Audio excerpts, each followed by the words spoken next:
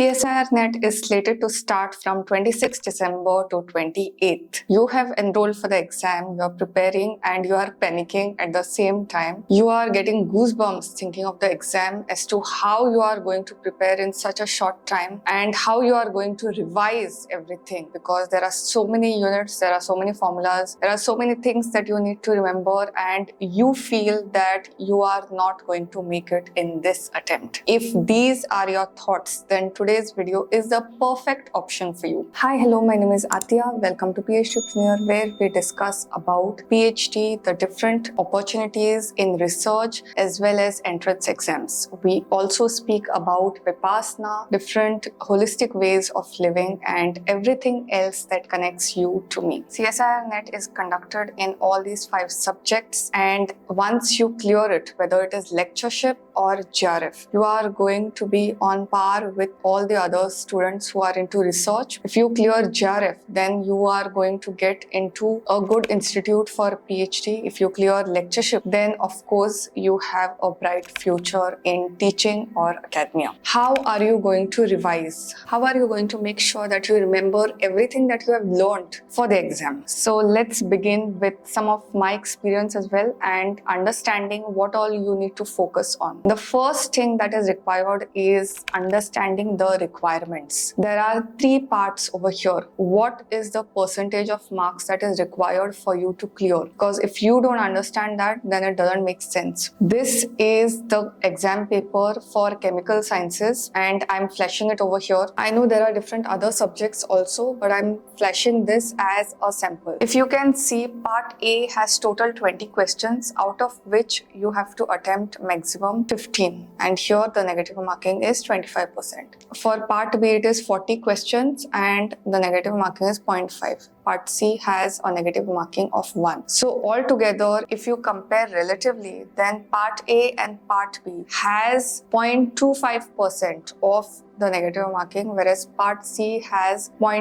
So all this has 25% of negative marking. So whenever you are answering any question of negative marking, then you have to be absolutely sure that you know the answer. You cannot fluke it. I see sometimes students just marking first answer or last answer. Sometimes they feel that all the answers in a row cannot be first answer only, so they will start marking second answer, third answer, and this is the deadliest mistake that you can do. The surety comes from practicing. It doesn't make sense that you are 100% sure of the exam and then you are trying to answer it. It doesn't make sense that way. Also, whatever has the largest weightage, that is part C, has to be attempted first. So how I used to answer was, the time the paper was offline, it's not online as how it is nowadays, but what I used to do was, it was a single paper. So there were 3 hours allotted. So first 1.5 hours I used to dedicate for C part questions. Next 1 hour I used to dedicate for B type questions. And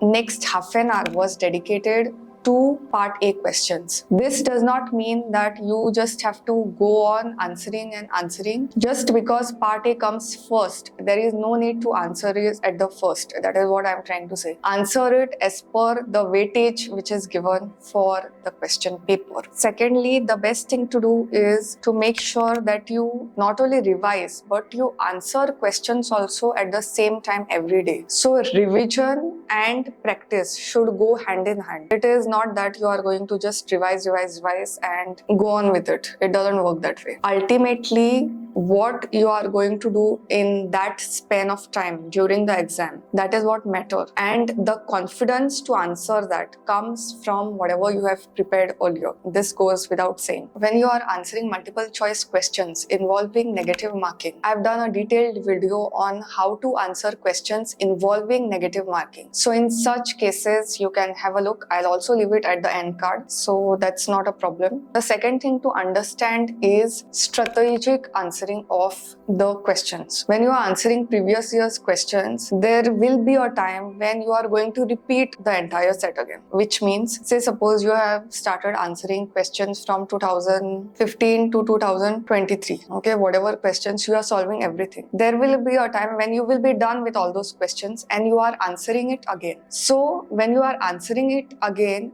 that answering should be deliberate. What I mean by that is, don't go by your previous knowledge that you know the answer already. You assume that you don't know anything. You look at the question and you try to figure out the answer just the way you had done it for the first time. Okay, so that is how you practice the questions again and again, and that increases your understanding also, and it also strengthens your concepts to the next level. A mistake that most students make is that at this time, when there are 2 or 2.5 months left, they will start with new notes, new preparation. Don't go for all that. Stick to basics. Whatever notes you have revised so far and whatever you have done, just stick to that and start revising every now and then. It doesn't make sense to overwhelm your brain with new information, because as the exam is approaching, you are slowly entering into a panic-stricken zone. Whether you admit it or you don't admit it, everyone gets anxious, everyone gets panicked. So in such situations, don't overload your brain. It will further increase your panic, and that panic will reflect while you are answering your exam. When I was researching for this video and I was seeing all the topper suggestions and other suggestions from different platforms, one suggestion came is to make flashcards. I personally feel this is not the time to make flashcards. Instead of that, what you can do is, whatever notes you have, whatever is important, just put an asterisk in front of that. Okay.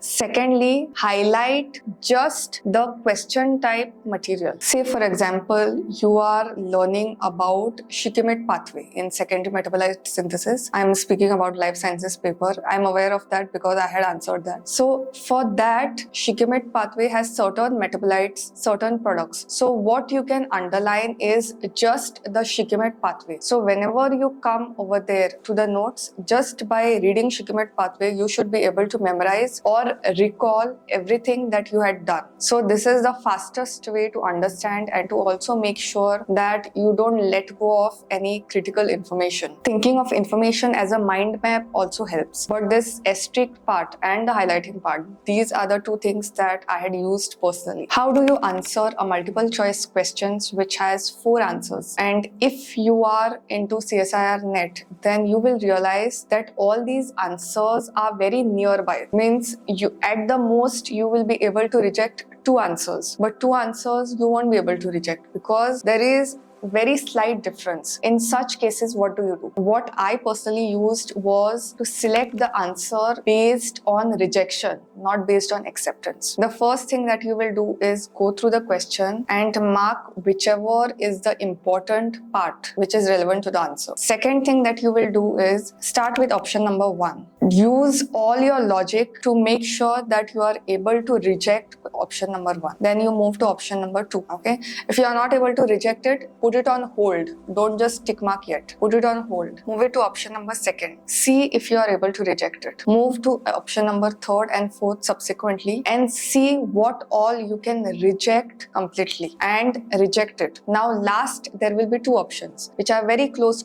Then you move to question again and see based on the question, by reading the question again, what you are still able to reject, and you will be able to reject 1 if you are very careful with memory also, what you have read in the previous sessions or while you were revising and what you are reading right now. If you understand that, you will be able to reject 1 answer, and what you cannot reject, that you will tick mark. When I started my net preparation, the mistake that I used to do was 4 options are there. Whatever I used to feel like is the correct answer, I used to search for correct answer. Whatever is the correct answer, that I will tick mark. And most of the times that answer used to be wrong. I have given many attempts where because of negative marking, my percentage became low. This is one strategy to use. Accept what you cannot reject. Don't mark the answer based on acceptance. Mark it based on what you cannot reject. You may be anybody, but this exam tests your calmness to be under pressure. These MCQs are not difficult, but what makes it difficult is the fact that you have to manage it everything during that time and the pressure to avoid negative marking. These are the 2 things which complicate your mental health status. The best way forward is to make sure that you are well prepared. Secondly, make sure that you are not overconfident. Your past qualification, you may be a gold medalist, you may be anybody, but this test is a different playground altogether. So here everything is tested based on how you have prepared from the perspective of answering this exam. Okay, your past achievements don't matter. That's one thing that I want to tell you. Thirdly, taking care of self is important, your mental health, and I would say avoid speaking to friends during that time, during this period. Specifically, avoid discussions. You have understood the topic, you know now how to go about it. If you are into coaching, then by now you know exactly how this whole thing operates. If you are doing it by yourself, then also you know everything. That means you know the strategy. So what all you are trying to discuss now? There is no point. In fact, these opinions which are there, they will just add fuel to your anxiety and put you in a panic situation. So avoid contact. Whatever doubts you have, ask experts rather than your friends and discuss with friends, okay, this question is difficult, this topic is difficult. Instead of these kinds of discussion, whatever doubt you have, you ask whoever is your mentor, ask the experts rather than discussions with people at your level. Soon the notification for this exam would also be out and the application also will start accepted. So if you want me to do a video on the whole procedure, the notification as well as how to apply for this, then let me know. I'll be more than happy to help. I wish you all the best for the exam. Stay cool and good luck.